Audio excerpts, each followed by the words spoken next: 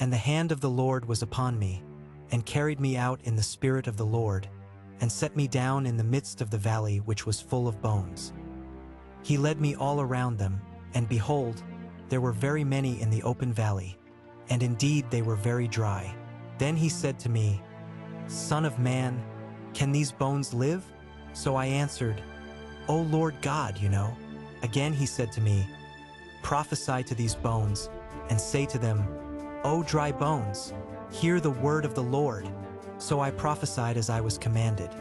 And as I prophesied, there was a noise and suddenly a rattling.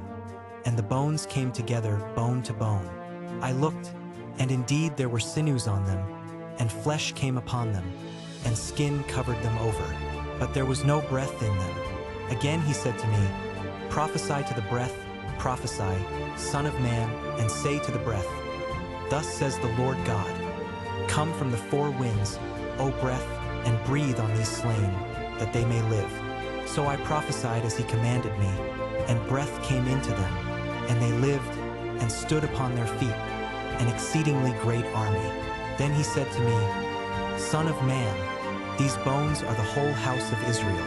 Surely they say, Our bones are dry, our hope is lost, and we ourselves are cut off.